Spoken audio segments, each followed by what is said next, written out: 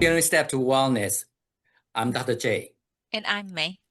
your trusted guide to whole person health, one step. And one bite at a time. Today, we have the distinct honor to talk to Dr. Bobby Mukamala. Dr. Mukamala is a board-certified head and neck surgeon and the 180th president of the American Medical Association. He started his term in June 2025. He is the first physician of Indian origin to lead the AMA, marking a historical milestone in U.S. medical leadership.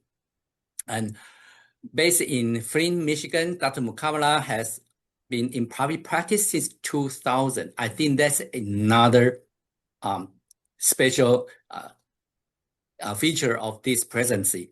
And he has been actively involved in AMA since his residency. I think that Dr. Mukamala has a very, very long bio. We want to save some time. But another thing I want to highlight is Dr. Mukamala is also the first lifestyle medicine board certified physician to lead AMA. I think that is the thing we really want to delve into. Yes.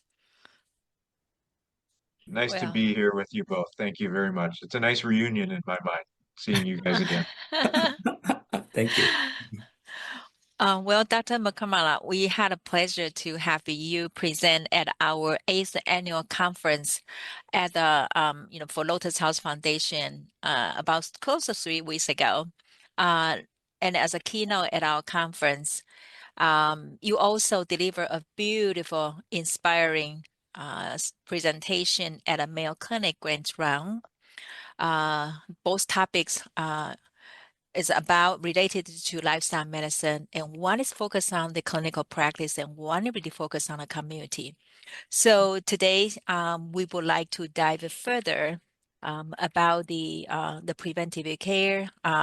We want to help people live a vibrant, healthy life as a longevity. And so first of all, we would like to invite you to give our audience a reflection on your attendance at our conference.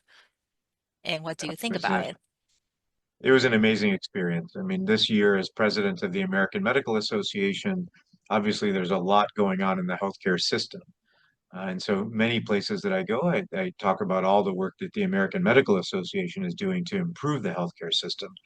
And the range of those topics is everything from keeping physicians happy practicing medicine so they don't burn out, to dealing with disease in our country, to dealing with compensation for taking care of patients, and the electronic health record. And so it's the whole book. And yet, when I came to be with you guys and in that meeting, it was so focused on something that I'm passionate about, and obviously you guys are passionate about. And the room was full of people with that same passion about living healthier lives, living longer lives, not under the burden of a chronic disease. I mean, it's amazing what happens at the Mayo Clinic, right down from where we were meeting to keep people alive, like myself. I mean, I had my own healthcare issues that we'll probably dive into a little bit, but surviving disease is wonderful, but it shouldn't be the only focus of what we do, right? We should invest adequately, at least as much, if not more, into prevention of disease, living longer, healthier lives instead of longer lives with chronic disease. So that's something that, again, I think all of us are passionate about. Everybody in that room was passionate about. And it's just one of those meetings that, of all the places that I go, you can just see the distress, the frustration, and some things that we talk about, the faces in the audience get red, with anger, but not in this room. I mean, this was a room, and I've had that happen before, right? When I presented at the national conferences on lifestyle medicine, just the joy in that room, the positivity in that room, I don't think is by accident. No. And it's our own biology, it's our own health that creates that happiness and satisfaction and excitement, as opposed to drama. And so I suppose if this was when we used to have those videotape stores and they had them categorized by like comedy and drama and happy, like these meetings would be in the happy column, not the drama column for the movies, which is wonderful. Yeah, well said. And I know that what you say really is a reflection of Dr. J and I when first attended the American College of Lifestyle Medicine Conference 2014. And that was the first time kind of have the this lifestyle medicine curtain open in front of us and to feel a hope of the health in this country.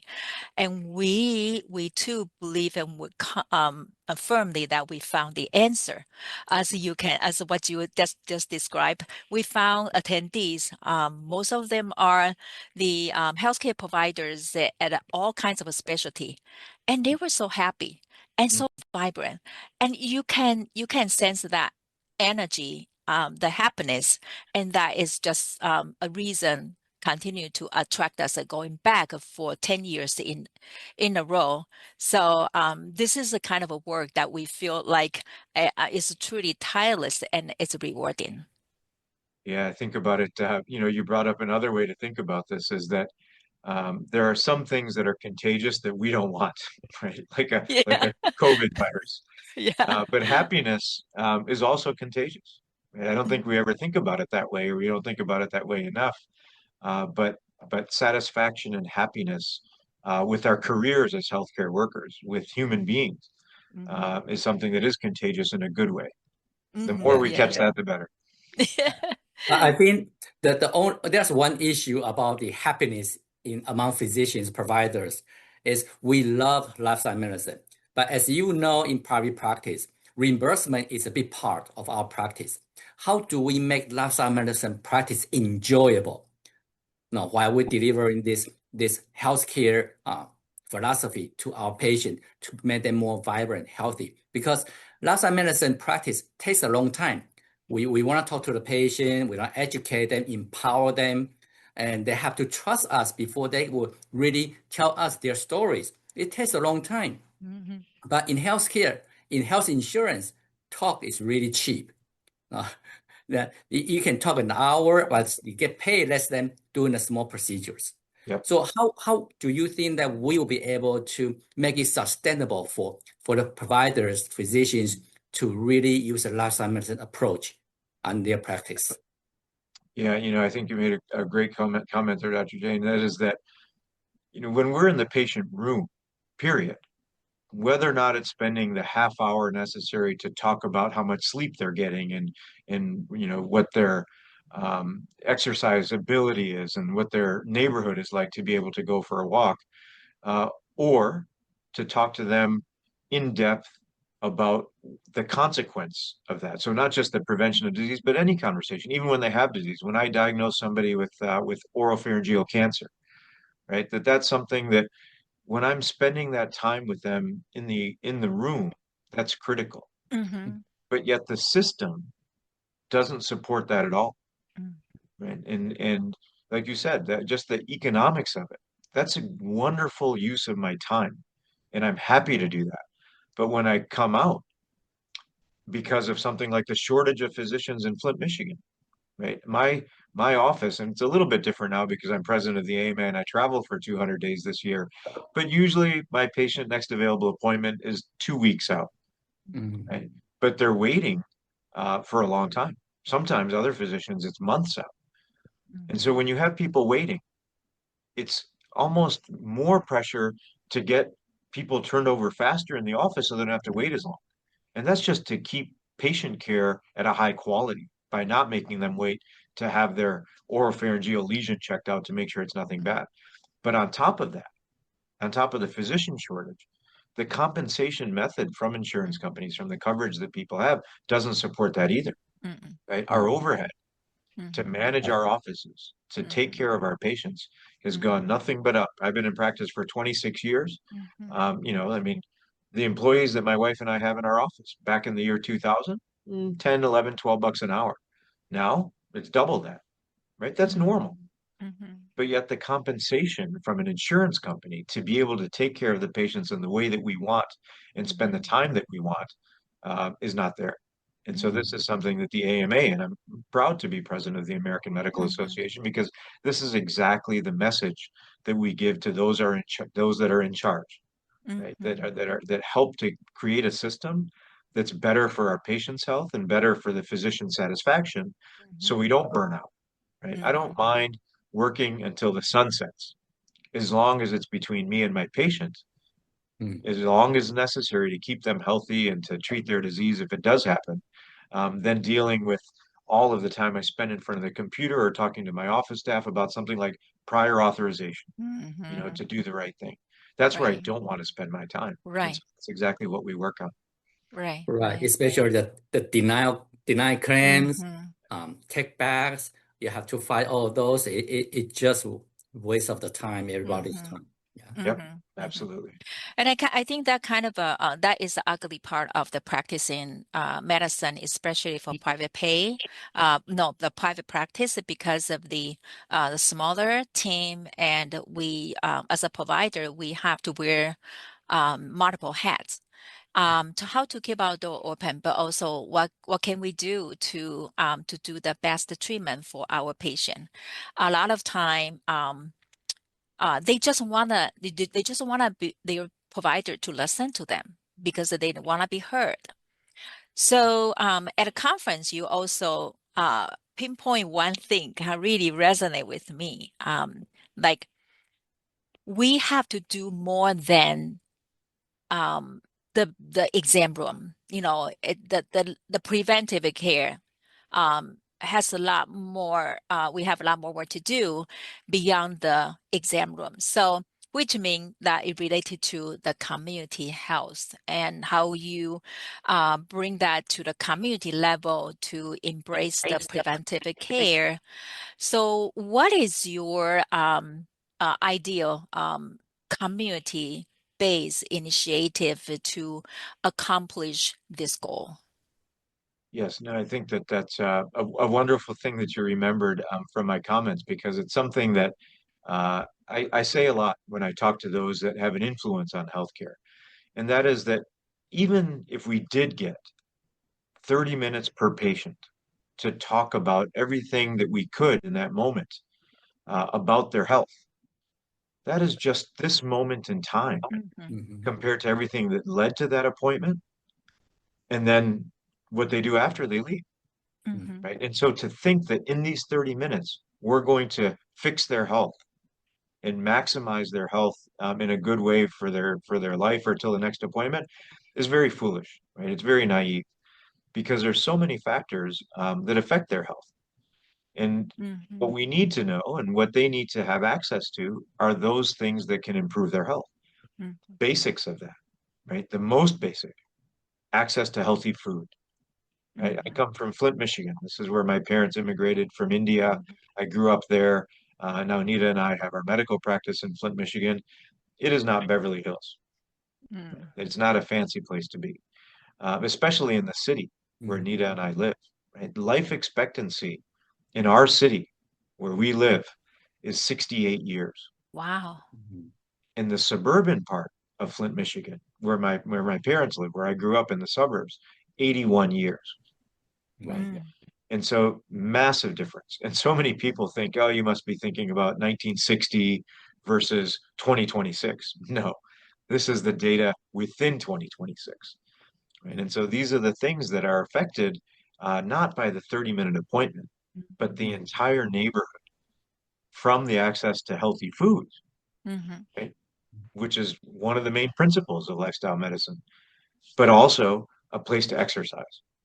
Mhm. We mhm, can talk to our patients about exercise. They will know the number of minutes they should do and what sort of activity they mhm, should do. That's what we got mhm, board certified to talk about. mhm, But what use is that when the moment they go home, mhm. especially in, I mean, there's the weather issue anyway, right? So Right. of us live in the Midwest. In January, by the time you're done with dinner, it's dark out. Right? And Mhm, so, what is your ability to do that? Now, there's a lot of people that if the neighborhood had lighting, Mhm. right? If you could take a walk, if you had clothes to wear to be able to deal with the cold temperature, when you do that, when we're comfortable, it's a beautiful time to walk. When there's a mhm, white coating on everything and it's just you can see the stars in the sky, even in winter, it would be a totally doable, totally enjoyable exercise. But in Flint, Michigan, besides all the natural consequences of winter, there's no lighting. right? We have parks that used to be beautiful, almost, 50, 60 years ago, but not anymore, right? They're dangerous places to go. And so that's just not a system where this 30 minutes is going to have an impact on anything when they're coming in with a headwind and they're leaving with a headwind. And so these are the things that are important to advocate for. Knowing the right thing to do, but being able to do it are very different. So how do we do that? That's when we get the community engaged, right? So whether it's the Chamber of Commerce that makes an investment in this for the community, right? The business owners see value in having the neighborhoods be safe and healthy, and motivate people to be healthy, right? The healthcare system, that's obviously our collective responsibility. We as individual physicians can't do that, but there's a lot of players in the healthcare system, from insurance companies to massive hospital systems, right, to pharmaceutical companies, right? I mean, just the whole concept of the reflexive answer of the pharmaceutical company to, the question of, you have this condition, which pill of ours can help you, right? That's so limited in its focus, right? But to have an industry like that contribute to prevention of disease is unheard of, but it doesn't have to be that way. And, law enforcement, make it a safe place in a neighborhood like mine. Uh, and so those are the kind of things that make it so it's not dependent on this 30 minutes, but has the support of everything before and after. That's how we become healthier. Well, that's a lot of things inside there. So, and that was one of the reasons we started out the nonprofit arm of Rochester County, the Lotus Health Foundation, because we just cannot look at one patient at a time. Not only insurance, but our time-wise, it's just not feasible for us to do that. And that's why we started up this nonprofit, and we have this community awareness symposium and gala to bring speakers in and talk to the community, to educate the community. And May and I also do a lot of community education activities, like we monthly interview on TV, talk about presentation, cooking demo. In our 125 Live, our senior center, we have the monthly presentation cooking demo. And we also have a monthly plant-based cooking at the Ronald McDonald House. It's Ronald McDonald House, but no burgers there. But so what do you think that how do we can put this one step further to educate the community members, and so they can take one small step at a time to start this journey? Yes, I think that there's a lot of opportunities there, right? Some questions like this, you would think, oh my gosh, where are we going to start? But you guys have proven that there are places to start to actually have an impact. And it's not, I don't think it should be done sequentially. Like, we'll try this first, and then we'll do this, and then we'll do this, because you're waiting for all these things. These things can be done in parallel, right? Everything from a school system, right, that's talking to the kids about this, to the after school programs. What's amazing about my life is that I'm from Flint, Michigan. We have something called the Charles Stewart Mott Foundation. Charles Stewart Mott was one of the early suppliers of General Motors when General Motors first started in the 1920s. And he's left a foundation where much of the focus of the grants that are made, almost like 40% of the grants that go worldwide, stay in Flint. And one of their major accomplishments across the country is after school programs. This is what they fund from coast to coast and even internationally. And this makes the school a place where it's not just for students, but parents, adults come to pursue everything from a hobby to potentially a business line, that they might want to go into this business. But that's exactly where we can talk about these things, right? And so you plant these seeds in these minds, whether it's the kids, whether it's the adults in an after-school program. Again, Chamber of Commerce, hospital systems. It's one thing to cure a disease or to control something like diabetes that has a flare-up, but how about spending quality time after the patient is discharged to prevent the readmission? Just the basics. And our infrastructure in healthcare really doesn't support that, and it should. And so these are the kind of things that, there's a lot of communities like mine. We have universities in my hometown. We have 3 universities. And so this is also a place where our communities can get smarter, right? Pursue exciting hobbies and interest. We have a farmer's market that's amazing. Mm-hmm. Right? It used to be, when we used to have newspapers that were printed, but now they're all digital. Yeah. What do you do with a big building, right? It's Yeah. still useful, but not to print a newspaper. Mm-hmm. And so now that building is where our farmers market is, Mm. right? Where people can come and have access to healthy foods. There's a kitchen in the farmers market where if you want to have a class and a Mm-hmm. bunch of people are learning at the same time about, oh, how to make this dish. It's one thing to see it online and to have the ingredients listed or to have a book. It's another thing to engage in the social experience of doing that with other people in our community, right? Where they're smiling and laughing and you mess something up and instead of throwing it in the trash, people laugh at you and it becomes a joke. And that's the fun part of learning these things, right? It doesn't have to be purely academic. Mm-hmm. It can be exciting. It can be fun. And so this is the role that the community plays. And so, like I said, I'm thankful to have something like the Charles Stewart Mott Foundation. You guys have that there also. The public interest and the public support of that. But this needs to be a pleasantly contagious thing. Mm-hmm. Yeah. Um, one thing that you mentioned about the hospital, uh, as a AMA person, this is not this is just a kind of pop in my head. Um, how beside setting, kind of discussing some of the nutrition related policy, how do you see the hospital food that how we make sure the hospital food that feed to the patient, especially hospitalized, are they truly a healing food instead of the food that caused them into the hospital? Yeah. No, I mean it's so important. It's funny that you have that question because a lot of the interaction I have nowadays, because this is my passion, this is our passion, to preserve our health, Mm-hmm. is an intersection with the Department of Health and Human Services, right? And Secretary Kennedy. And this is something that he's also very interested in. And that is if we're going to serve food at a place like a school, Mm. like a Mm-hmm. hospital, it shouldn't just be, okay, what do we get the biggest discount in from our food supplier? What's the cheapest way to do it?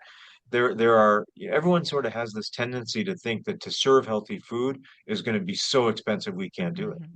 Mm-hmm. We know that's not the case. No. We have all sorts of data about that.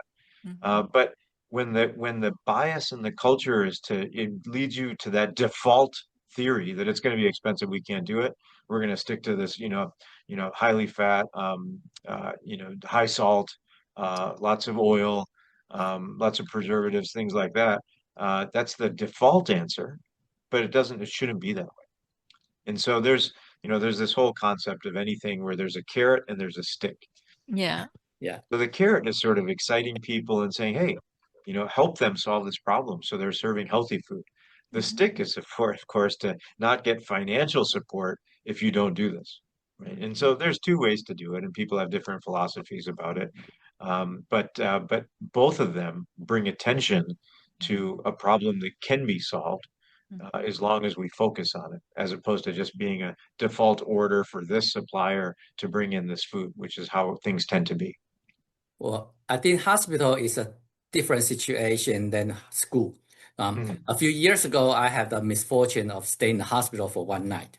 And I was told that I had to pay for the dinner myself. I was very surprised by that. But then when I look at the menu, I'm basically like, there's no way I'm paying for this.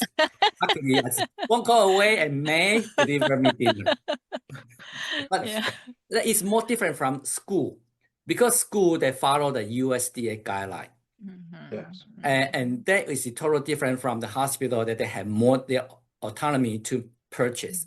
So Yep. how do we deal with the school when the school still provides those processed meat, even though back in 2017, I think World Health Organization has classified processed meat as Category 1 carcinogen, and we're still doing that, and we're still subsidize those type of food. How do we deal with that?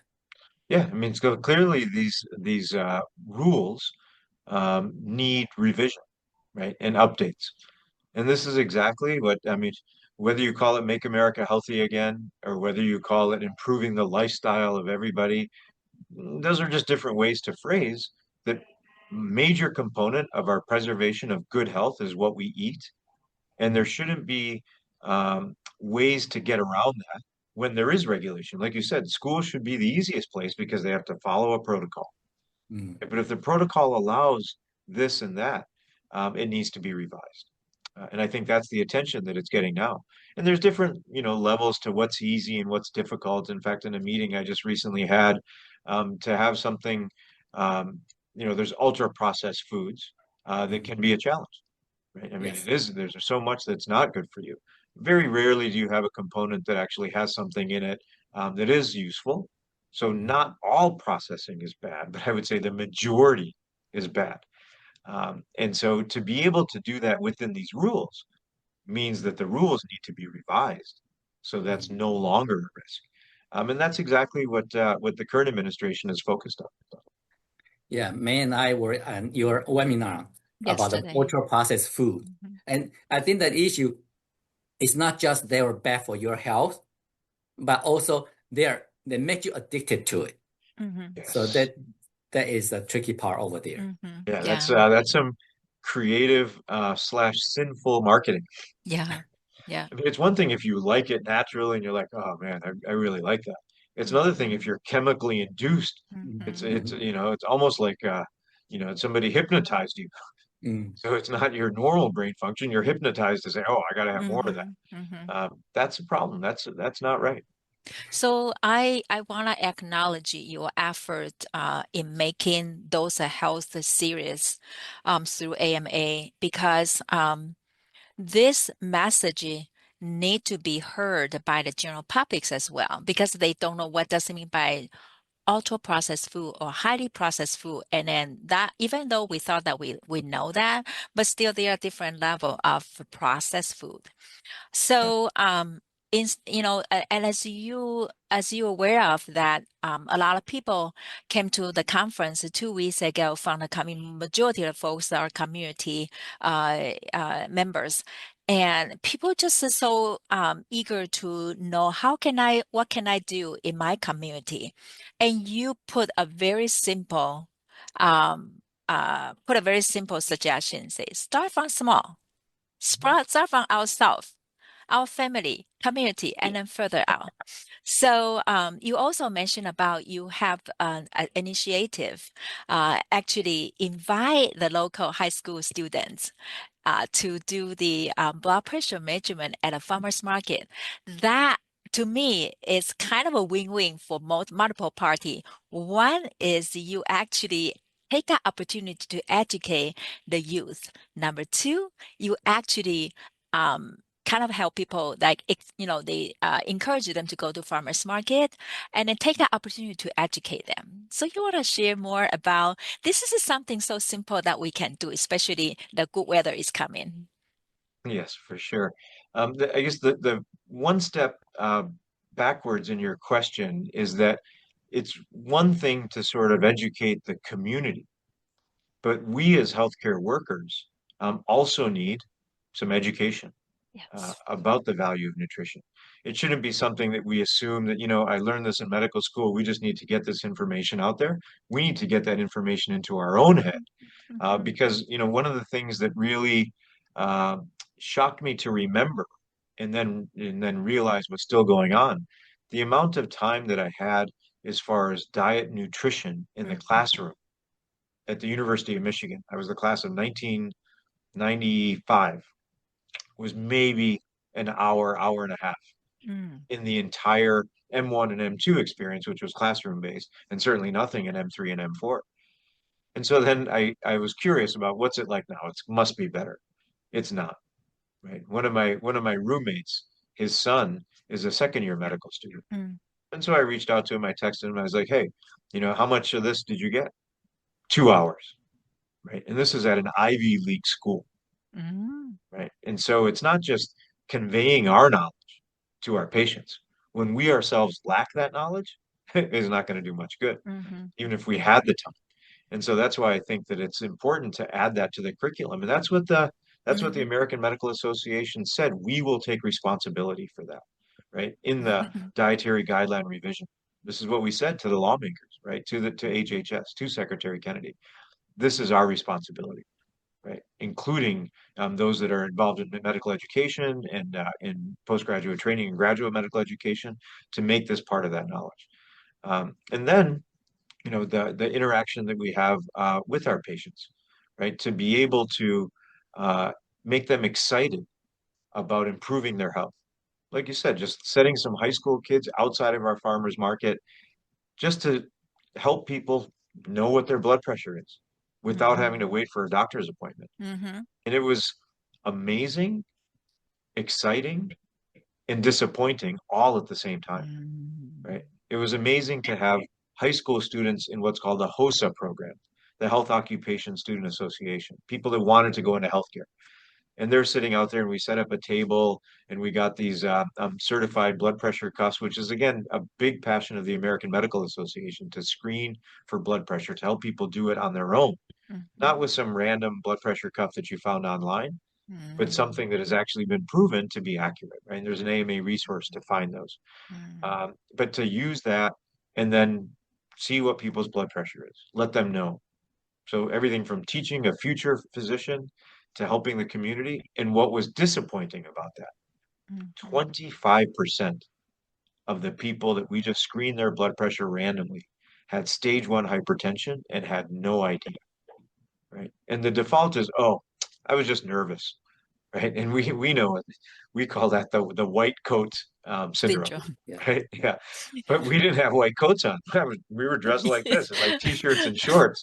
So that excuse doesn't apply. There's nothing anxiety provoking about sitting on a beautiful day in Flint, Michigan at a table outside with some fun kids testing for blood pressure. If anything, that should give you the most relaxed feeling. And yet 25% had stage 1 hypertension and didn't even know it. Wow. And so it was also a wonderful place, and if we had more time and I had more knowledge at the time and could convey that knowledge, not just would we say, you know what, you have stage 1 hypertension, you should see your doctor. The sentence should have been, hey, you have stage 1 hypertension. There's these lots of things that cause it, including diet and nutrition. What were you planning on buying when you go into the farmer's market? Smart. Simple question. Yes. And then all of a sudden they're thinking, Yeah. huh, I was going to get that, but what do you think about that? All of a sudden, my lifestyle medicine board certification comes in really handy. Yeah. And kind of what you said is that a lot of my colleagues that are curious about lifestyle medicine, it starts with their own health, Yes. which I think is totally fine. Yeah. Interestingly, mine was more about just exploring it to see how it could help us take care of the health of our country. I mean, I was president-elect of the AMA at the time. And so for me, it was more about how is this going to help our country? But it's totally normal. In fact, maybe even the majority reason about how is it going to help me? And I think that's either way, we get there. Yeah, I can understand that you are very passionate about community. So one comment I got from several attendees of our symposium was they were very surprised to see you stay after your keynote speech. And I had people coming to me and say, I shook hands with the president of AMA. Yeah. Oh, Yeah. You were the superstar that day, and people just brag about it. Yeah. I don't know about that. When I love talking to people. That's what excites me, right? And so even yesterday, I gave grand rounds in Detroit to the ophthalmology programs, all the Southeast Michigan residency programs. And then I finished, and I had to get on a flight this morning at 6 a.m. I didn't get home till 11 p.m. because there were so many wonderful conversations to have. I mean, there's value in me putting up the slides and the PowerPoint and having that conversation, answering 15 minutes of questions. But if I leave at that point, that's like, it's a very academic experience without the social experience. And I think there's just so much more that you would talk to with somebody when it's not a one-on-one thing with a microphone and 100 people listening, right? There's obviously that silencing effect of that kind of drama. But when you take the drama out and it's a purely social conversation, just with two people and nobody else listening, it's so much more productive. So yeah, I don't leave until they turn the lights out. I also well, By the way, that's the reason you still replied to our email last night so late. But Thank you. I want to switch the gear a little bit from what you said that you explore the lifestyle medicine board certification, not just for the organization, for the country, but also for your own health. And when we look at the corporate influence a lot of insurance premiums. They have a lot of employees. So I really want to see how AMA is working on you improve executive health. And those leaders, they need to be the role model of their employees, but they also need to have their own good health, current health and physical health to maintain the good business. So is there anything the AMA is doing for the corporate health? Yeah, I mean, I think that it's not a program that we have. Like we have this program in Chicago. We do a lot of things by leading by example. And so we have a program that's called West Side United. And it's beyond the appointment visit that doctors have, but again, everything that leads up to it and afterwards. So West Side United is a collaboration with Rush University in Chicago on the West Side, which is the most challenged side, to look at that kind of approach. What else can we do to improve health?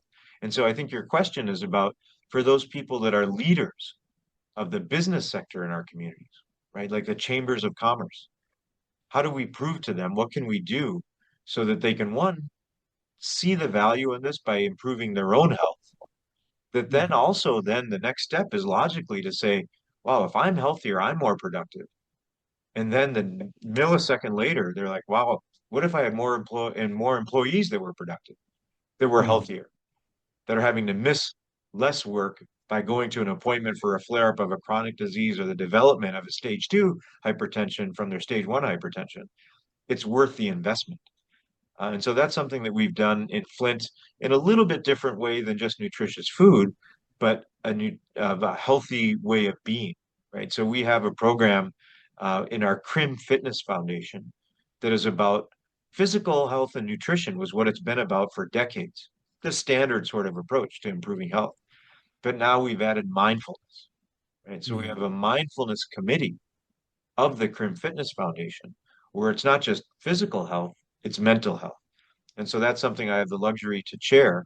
And it's something that we do in everything from the classroom, where K through 8, they start their class with a mindful moment. You know, in the East, we call it meditation. Here, we call it mindfulness, but it's the same thing. It's just a moment of reflection and silence and looking at seeing what my body is doing, right? Getting it relaxed to start the class day in school without worrying about the drama that happened the night before, right? Whether that was an ambulance, a fire engine, a gunshot, people yelling. It's important to just check that at the door so you get the best out of your school. And it's not just limited to school. So the entire healthcare sector, we have hospital systems that are now for the employees doing that. We have for-profit companies from the Chamber of Commerce that see the value in the good mental health of their workforce. And so again, it's something that's catching on. Perhaps the next time we should have a topic focused on a corporate wellness to encourage those business leaders to lead the way. Yeah. Yeah. You know, what's funny is that there's some things that are philosophically the right answer, right? And you can easily see that everything we've talked about is the right thing for a corporate entity to do based on the philosophy. But you know how it is. There's some people that it's the financial consequence that then defines what somebody should do or what they shouldn't do, what a company should do and what it shouldn't do. And even from that perspective, when you have healthier workforce, your economic consequence is going to be good. The finances, you know, the productivity is going to be better.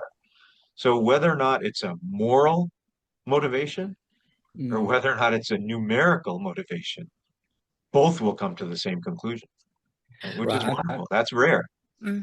I think the one challenge that you mentioned about the financial aspect, that's if they want to ask them to start up any lifestyle medicine program, but it takes time.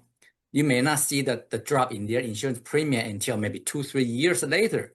And it takes a great leader to say, we really need to do it, even though the first 1 or 2 years we have to spend money initiating doing these startup programs. So it really takes a great leader to do that.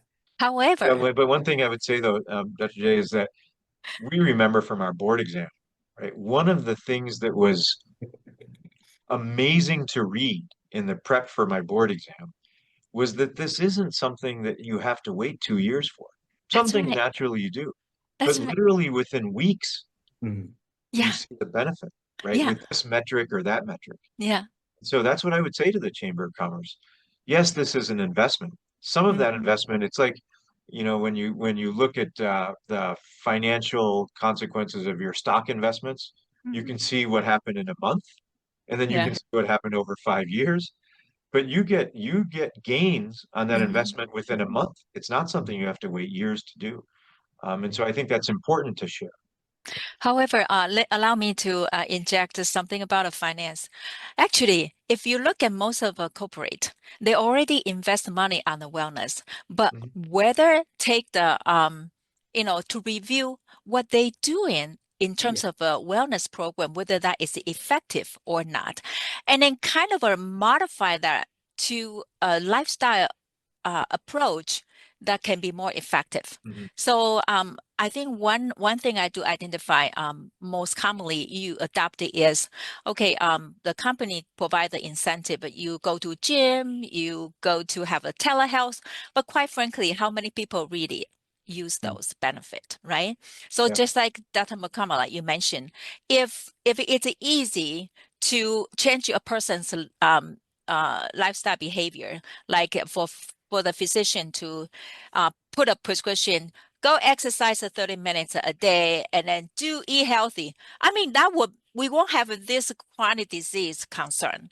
It shouldn't be we call it an epidemic issue, but it doesn't work because, like you mentioned before, it takes some effort for somebody to start somewhere and to build a habit. So there's a room, but not necessarily hurt the bottom line financially. And also remember that some corporate asking us to do biometrics for them. But then they say, how do you charge your charge is so high? I could have a grocery store coming to do a finger prick.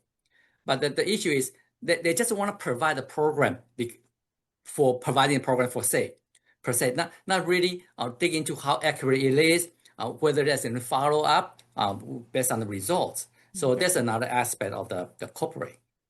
Yeah, no, I think it shouldn't be a checkbox thing, right? It Yeah. shouldn't be a trendy thing that they say, you know what? Yeah, we have an interest in this. Let's call them. Let's give them this app. Let's give them this discount. Let's give them this coverage. We can check the Yeah. box and move on to something else, right? And so this is again the American Medical Association when it comes to the place where physicians work, right? These institutions where we work, we have something called our Joy in Medicine program, Hmm. where we're assessing what is it like to practice in your facility, right? In your program, in the services you provide to your community. The doctors that come, are you doing the things that keep them from burning out? And it's Mhm. not just a checklist like, oh yeah, okay, we did this and we're done. It's something that needs to be continued. And so we give people recognitions. Hmm. The groups in the facilities of bronze, silver, and gold, right? A recognition by the Joy Medicine Program. And that doesn't happen because they check the box. This is what we've done. Okay, congratulations. Here's your award and move on. It's more like this is what we're doing Hmm. that's going to continue. So yes, exactly the same. The same analogy is it's not just a checkbox thing. It's something that changes the way we continue to do things. Hmm. I know that I'm watching the time, your precious time here. One thing I know that we still have a lot of things that we can on and on ongoing for further great discussion. But one thing I do want to bring it out to the public is you have your health transformation and because of your personal experience and you even spend your precious time to make the significant impact to the health system in this nation, in your community. Would you like to share something about that? So we want to encourage you people really think outside bigger than themselves And so we can put the effort together for the best health of everybody. Yes, no, I love the way you said that. And yes, my personal health experience really informed and increased my passion for that. I mean, that's something that academically, I would say, even so, when I was a trained physician, that was what I would say is the answer. But there's a difference between knowing the answer and being passionate about that answer. And that change happened to me when I became a patient, right? When I was somebody that had to navigate the system, not for our patients, but being a patient. And so I got diagnosed with a brain tumor in November of 24, so about a year and a half ago, grade 2 astrocytoma. And that was my first trip to where you guys are, right, in Rochester, Minnesota, because at the Mayo Clinic was where I had my operation. And it was done with an awake craniotomy and awake operation. So all the science part of it, which we know, but then realizing the access that I had to care that was so unique Mhm. compared to my neighbors and most of the rest of the people in this country, right? So a health system that worked well for me to some extent. There's also challenges with high deductibles and high pharmaceutical costs. Just a quick example, the pill that I take for my own brain tumor problem costs $900 per day, right? Almost $250,000 a year. So yes, there's a lot of challenges. But what it motivated me to do as somebody that had the privilege of being in this healthcare system is to be more passionate, not just the academic answer of what we need to do, but why we need to do it. So more people have access to that care like I did. And so, the other funny story, I got diagnosed with that brain tumor. I was supposed to actually come to the Mayo Clinic to do a grand rounds in January, but in November, the surgery happened. So I had to postpone. I came 3 months later. But right after diagnosis was the day it was Saturday that I was supposed to go to a testing center and do my board certification exam for lifestyle medicine. And my whole family started to say, why do you want to go and do that? There's so much more important stuff going on. You just got diagnosed with a brain tumor. Who knows how long you're going to live, what that surgery is going to be like.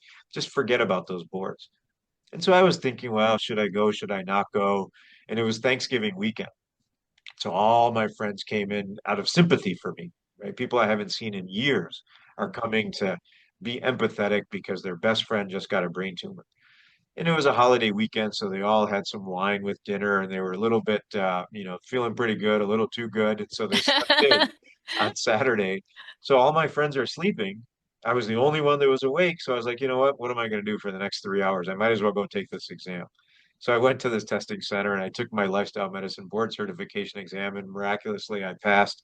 But it was just a funny story about how I pursued this because philosophically it was a good direction to go. My intersection with the healthcare system versus everybody else's. Now I have more knowledge to improve the health of the country as president of the AMA, while all my friends slept in because of what they had for dinner and drinks the night before. Well, I the funny thing is, I mentioned that I was hospitalized for 1 day a few years ago. There was a few weeks before my lifestyle medicine board certification exam. And, and the board said, well, we're more than happy to postpone your exam to next year. I said, well, give me 2 weeks, I'll think about it. And then 2 weeks later, they say, I'm going to take it. They're like, are you sure? I said, yeah, I'm going to take it. I Yeah, passed. Yeah, well, but we're in the same club. I'm happy to be in your club. not a good club to join, but yeah, Well, it worked out well. It worked out well for we're Yeah, smarter because of there's a reason for that, yeah, right? we're more Yeah, passionate about that. yeah. So as you mentioned that you have 1 month left as a president of the AMA. So looking ahead, what are your plans continuing to promote lifestyle medicine and also the community health? Yeah, I mean it's exciting. I mean, to go from being president of the AMA for our complicated healthcare system and all the things that we have to do to improve it, to now not having to cover 10 things in my speeches, but instead maybe one or two, right? Mhm. Access to care when you have a brain tumor, preservation of health with the principles of lifestyle medicine. Mhm. I'm looking forward to narrowing my talk to 45 minutes to an hour about one or both of those things Mm. instead of 10 minutes each for Mm. 6 of them. Mhm. So I'm excited. Well, if you need a cooking demo to partner with your speech, let us know. Oh yeah, that's a tempting offer because I remember the amazing lunch I had right before my talk when I was with you guys. You guys are good in the kitchen. Oh, thank you. Uh, Oh, Mel cook. I'm just there to eat. uh, Somebody has well, to taste test it. Yes. well, it's a pleasure to have you spend this fantastic time with us and share a lot of your passion to the public. So, Dr. J, we just, I to, think I don't know, Dr. Mukamala, whether you have any final thoughts before we yeah, close. right. Yes, no, thank you both for talking about this topic. After going through what I went through with my brain tumor, not knowing life expectancy, I consider all of these my bonus days in life. I tell people it's like a pinball game. Remember, we used to have pinball. If Mhm, you do really mhm. well with the 3 balls, you get the You're the, bonus ball to play with. yes. So this is the bonus phase of my life, and I can't think of a Mhm. better way of spending these bonus days by talking about important things Uh, with smiling faces like you guys. So thank you. oh, Thank thank you. you so much. We Yeah. look forward to opportunity to see you online, see you in person, whether in Rochester, in Flint, or anywhere during the conference. Well, I really thank you for joining us. Or the Mm-hmm. next lifestyle board meeting or lifestyle medicine meeting. Medicine meeting. Yeah. That's to have Yeah, fun. It's always yeah. a fun to talk Oh, about it's that. going to be fun, especially when I'm in the audience more than I'm on the stage. That'll be even more fun. Less stress. I don't Let's. know. You sounds pretty fun on Oh stage. yeah, you. We'll trade places then. Okay. All right. So, Well, thanks for joining us on Healing Step to Wellness. I'm Dr. J, I'm May. guiding you toward whole person health, one step. And one bite at a time. And thank you for tuning to us. Thank See you. you See you next next time. time. Thank you. Thank you.